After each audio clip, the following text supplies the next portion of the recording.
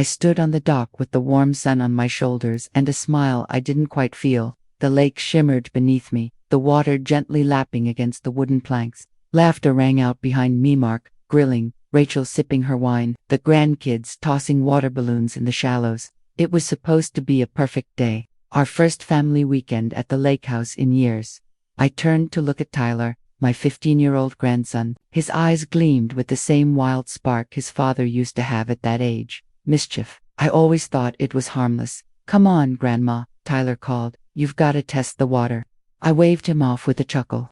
You all know, I don't swim. I just came to dip my toes and enjoy the view. That was the last thing I managed to say before I felt two strong hands on my back. Barely had time to gasp. One shove. That's all it took. I hit the water like a stone. Cold, deep, fast. The shock stole my breath, and before I could react, I was sinking, my sweater heavy, my arms flailing. I couldn't breathe. Panic gripped my chest as the water filled my ears and blurred my vision. I didn't hear anyone call out. I didn't feel anyone dive in. No one came. I kicked and clawed upward until my hand broke the surface. Then my head. I coughed violently, dragging air into my burning lungs. I grabbed onto the dock post and pulled myself up, trembling, wet, and breathless. I looked around. They were still laughing. I stood dripping on the dock like a washed-up branch. My knees wobbled. My chest ached. My hair clung to my cheeks like seaweed. But the worst part wasn't the water. It was the look on their faces. Tyler smirked, shrugging. I was just kidding. You were fine. Rachel laughed nervously. Oh my God, Mom, you scared us. But you're okay, right? Mark didn't even get up from the grill. Don't be so dramatic, Ma. It was just a joke. I stared at all of them. A joke. I nearly drowned and they thought it was funny. Do you know I can't swim? I managed to say through clenched teeth, my voice shaking from more than the cold. Come on, you didn't drown, Tyler said. You're standing right here. I turned and walked slowly toward the house, each step heavy with disbelief. Inside, I peeled off the soaked clothes and stood in front of the mirror. My hands were still shaking. I could see the purple bruises forming from the dock post where I'd clung for life. My lips were blue. My heart felt even colder. They didn't see me. Not really. Not as someone who had raised them, fed them, cared for them. I was just Grandma. Just the old woman who made cookies and paid for birthday parties. And when I sank into the water, no one jumped in. No one thought they needed to. As I stood there shivering, I wondered, if I had drowned, would it have even changed anything? Would they have cared? Or just joked about that too? The next morning, my chest felt tight, and my bones ached like I'd aged another decade overnight. I sat at the breakfast table wrapped in a towel and a tooth-in hoodie. But no one seemed to notice I was still damp. Tyler was already bragging to his cousins about the prank. He mimicked the way I flailed in the water, holding his arms up like he was drowning. They roared with laughter. Even Rachel giggled behind her coffee cup. Boys will be boys, she said, glancing at me, as if I should just smile along. I tried to eat, but the food tasted like sand. I looked around that table, the same table where I'd once baked cupcakes for every grandchild's birthday, and I realized not a single person had asked me if I was okay. Not one. Mark was busy scrolling through his phone, only lifting his head to say, "You feeling better, Ma?" I nodded, because the truth felt too bitter to speak. He didn't see me. They all saw the shell of someone who no longer mattered. After breakfast, they went back down to the lake. I stayed behind, curled up on the couch with a book I couldn't focus on. My body ached, and a cough had started in my chest. But I stayed silent, because what would they say? That I was being too sensitive, that I was ruining the weekend. Maybe I was. Maybe I always had been. The inconvenience they learned to tolerate. That evening, they built a bonfire by the dock. I stayed on the porch, bundled in a blanket, watching the flames flicker through the glass. I could still hear their laughter through the walls. It echoed like something hollow. Then I heard it again, Tyler's voice, louder than the others. She fell like a sack of potatoes. Man, I thought she was floating face down for a second. Hilarious. Someone whistled. Another cousin cackled. I froze. A piece of me snapped in that moment. Quietly, invisibly, but fully, I stood up, opened the front door, and walked to the edge of the deck where the cold night air met me like truth. They didn't see me standing there. Not one of them turned. I walked back inside, picked up my suitcase, and went upstairs. I packed without rushing. Just a few clothes, my medicine, my book, and my journal. I paused at the mirror before leaving. This woman in the glacis wasn't a joke. She wasn't weak. She wasn't someone who deserved to be laughed at, had been everything to them. The caregiver, the helper, the forgotten. Not anymore. I left a short note on the kitchen counter. Thank you for the weekend. I need some time away. Please don't call. Then I slipped out the door with my suitcase, unnoticed and unmissed. I didn't know where I was going, but I knew one thing: I wasn't going to let their laughter follow me anymore. I took the first bus I could find, heading toward the city. It didn't matter where it went, as long as it moved me away from that lake house, from their voices, from that dock. The ride was quiet, the kind of quiet that lets the ache in your chest settle in. I sat by the window, watching the trees blur into a wall of green and brown. I didn't cry, not because I wasn't hurt, but because even my tears felt wasted on them. I remembered how I used to carry Mark on my hip while folding laundry, how the first held him when he cried after his father died. I remembered staying up late, helping him apply to college, co-signing his loans, babysitting Tyler for free. None of it mattered now. I was just a story they'd laugh about years from now, a soggy old woman who couldn't take a joke. I got off at a stop downtown and used the last of my cash to pay for a motel room. It wasn't much: musty carpet, dim lighting, a shaky ceiling fan, but it had a bed, and I was alone. That night, I called the only person I could think of. Marcy. She picked up on the second ring. Eleanor. She said, "Is everything okay?" That's when the tears came. I told her everything. She didn't interrupt. When I finished, she said softly, "You're not crazy. You're not overreacting. You're hurt, and they don't deserve you." That's when I realized I wasn't alone. Not entirely. The next morning, Marcy drove 2 hours to pick me up. She didn't ask for details again, just gave me a long hug and said, "Let's get you somewhere safe." She brought me to her house, a quiet place just outside of town, surrounded by trees and hummingbirds. It smelled like cinnamon and lavender, like someone still cared about comfort. She made tea while I settled into her guest room. I looked around the cozy space: books on the shelf, warm blankets on the bed, a small lamp glowing gold. "I want you to stay here as long as you need," she said. No explanations, no expectations. I didn't know how to thank her, so I just nodded, holding the teacup tight in my hands. That night, as I lay in bed, I listened to the wind rustling through the leaves and realized something strange. I felt safe, not because I had answers, but because, for once, I wasn't shrinking myself to keep peace. I wasn't biting my tongue to avoid conflict. I was just me. I took out my journal and wrote, "They left me in the water, but I didn't drown. I walked away." And that was the start of something I hadn't felt in a long time. Freedom. But as I closed the book and turned out the light, a question settled in my chest. What kind of woman walks away from her family? And what kind of woman stays gone? The days at Marcy's house passed slowly, like healing was taking its time, deciding whether I deserved it. I woke early and sat by the window, watching the birds fight over the feeder.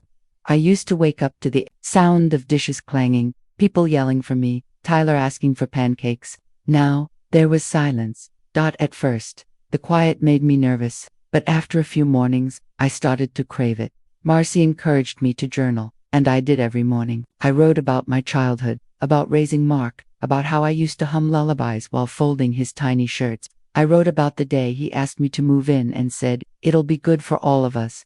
I wrote about how happy I felt back then, believing I still had purpose. Then I wrote about the silence, the jokes, the way they never saw me. Again, after that die only, the shape of me, dripping and humiliated. But the more I wrote, the more I remembered the version of myself I had left behind. I was once a woman who handled bills and grief and birthday parties with the same 2 hands. I was someone who taught herself to fix a leaky pipe and cook from scratch. I was not weak. I was not disposable. They had simply forgotten who I was, so I started remembering for them. Marcy saw the change in me before I did. "You've stopped walking like you're afraid to be seen," she said one afternoon while we drank tea on the porch. "That's good."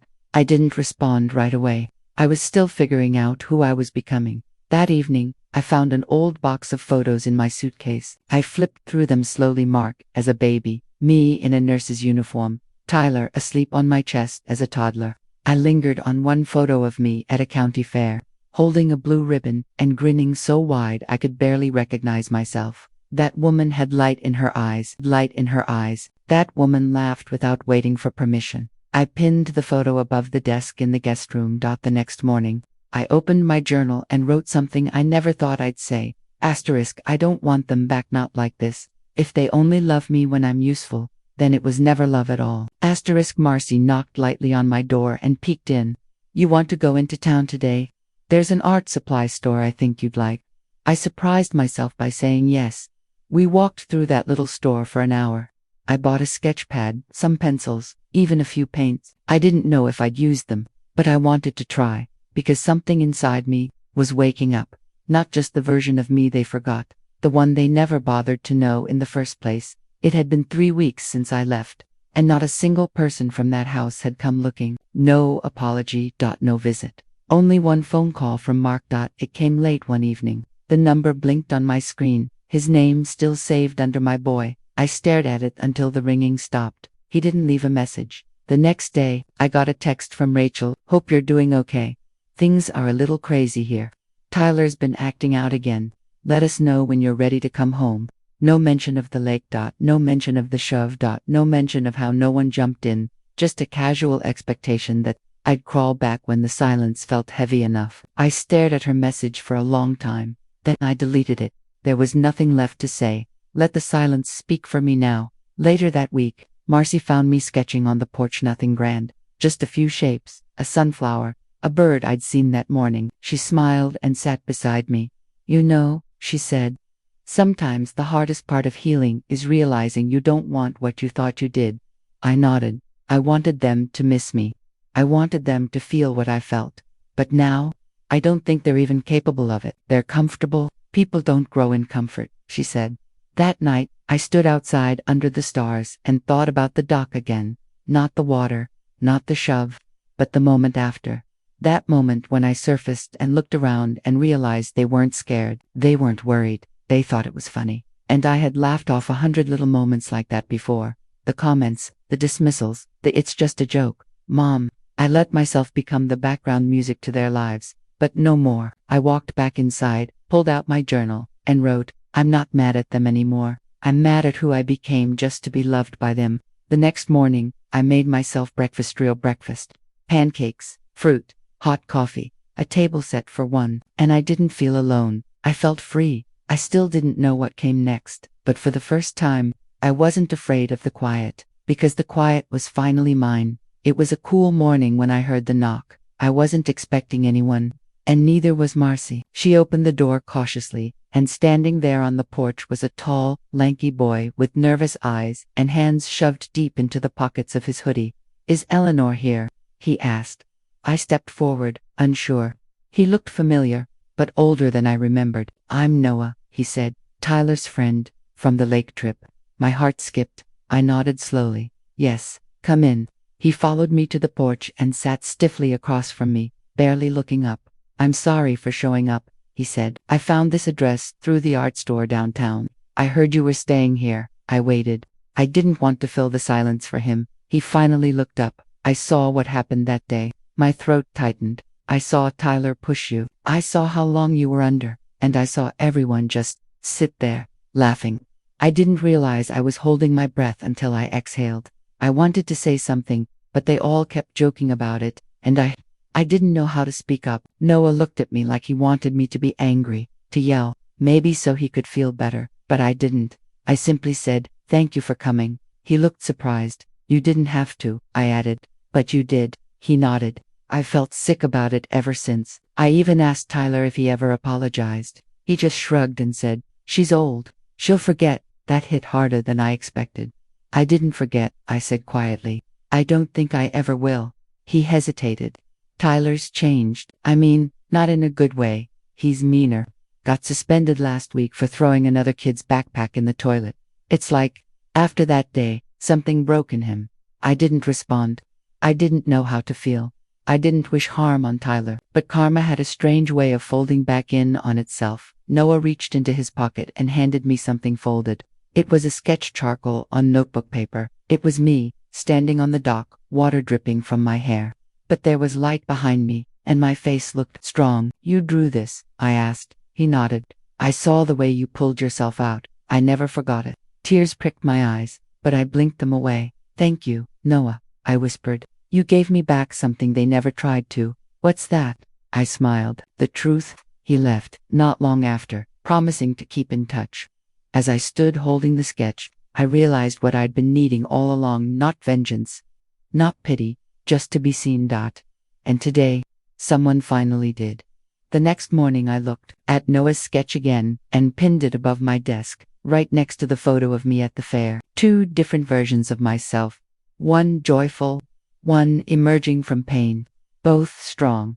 I sat at that little desk for a long time, staring at the nameplate I'd made for fun in my art class. Eleanor. Just Eleanor. Not Mom. Not Grandma. Not Ma. Just me. Marcy walked in with a smile. You've got paint in your hair. I laughed, really laughed. It's becoming a signature look. You ready for the gallery next week? She asked. I nodded. I was. In the weeks since Noah's visit, I'd been painting every day. It wasn't perfect, nothing ever is, but it was mine. My colors, my brushstrokes, my emotions poured onto canvas. And people noticed. Elaine, the art teacher, had offered me a spot in the upcoming community gallery showcase. At first, I hesitated. Who would want to see the work of a grandmother and recluse? But then I remembered I'm not just a grandmother anymore. I'm Eleanor. Gallery. Night came faster than I expected. I stood in front of my canvas wearing a pale blue dress and a quiet confidence I hadn't felt in years. My painting was titled The Surface. It showed a hand rising out of dark waters, sunlight catching the fingertips. People stared at it longer than I thought they would. Some asked questions. Others said nothing but nodded with understanding. I didn't explain the meaning. I didn't need to. Near the end of the night, Elaine pulled me aside. You've got something rare, she said. You're telling a story without ever needing to speak. That night, I went home and opened my journal. I wrote, they named me after their needs, but I have a name of my own, and I'm learning to wear it proudly. The phone buzzed once while I was writing. A text from Mark. We heard about the show.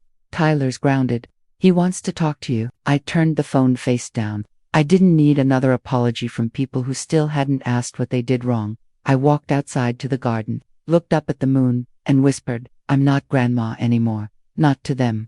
And that's okay, because I was learning something deeper. I was worth knowing if they never bothered to. It started with another message I didn't ask for. This time from Rachel. Things are falling apart here. I don't know what to do with Tyler anymore. Mark's barely speaking to me. You were the glue, Eleanor. We didn't see it until you were gone. I stared at it for a long while. Not Mom, not Grandma. Eleanor. For the first time, they were using my name. I didn't reply. Later, Marcy came in with the local paper in hand. Thought you'd want to see this, she said, tapping the headline with her finger. Community artist Eleanor K. opens hearts with her first gallery piece. I smiled. They couldn't erase me anymore, even if they tried. That evening, I got another call from a number I didn't know. I let it ring, then listened to the voicemail. It was a quiet voice, hesitant. It was Rachel. I know you probably won't call back. I wouldn't blame you if you didn't, but I wanted to say, I'm sorry for laughing, for not seeing, for letting him do what he did. I thought you'd be fine. I never imagined you wouldn't, she sniffled. We miss you. Tyler misses you. I shut off the voicemail. It was too late for regret. The next day, Elaine called from the art center. Someone left something here for you, she said. I walked over that afternoon. She handed me a small box wrapped in brown paper. Inside was a photo I hadn't seen in years. Me, Mark, and Tyler at the beach. Tyler sitting in my lap, smiling like he used to when he still loved me without pride getting in the way. Taped to the back was a note in uneven handwriting. I'm sorry, Grandma. I didn't mean to scare you. I thought it was funny. But I know now it wasn't. I think about it every day. Tyler, it didn't feel fake. It felt confused. Guilty, but still not enough. I placed the photo in my drawer. I wasn't ready to forgive. Maybe I never would. That evening, I sat with Marcy as we planted flowers in her backyard, my hands in the dirt, the smell of fresh soil and lavender filling the air. She looked over and said, You still love them, don't you? I nodded. But love isn't the same as returning. They're breaking without you. I broke with them. She leaned back and let the sun hit her face. That's the thing about cracks, they let light in, just not always where you expect it. I looked down at my hands lined, strong, still working. They'll either grow from this, I said, or crumble completely. And I smiled. I'm already blooming. It had been 2 full months since I'd walked away from that dock, and in that time, I hadn't once thought about going back. Not really, but something inside me needed closure, not just for them, but for me. So I wrote the letter, not with anger, not with bitterness, just truth. I folded each sentence like a pressed flower. Honest and delicate. You didn't just push me into the water, Tyler. You pushed me out of your lives. You laughed when I was afraid. You didn't see my fear. You didn't care to mock me. I raised you with my bare hands and tired feet. I stitched your childhood together. But when I needed you, you looked away. Rachel, you let them all laugh. You told yourself I was fine. I wasn't. I sank. You all watched.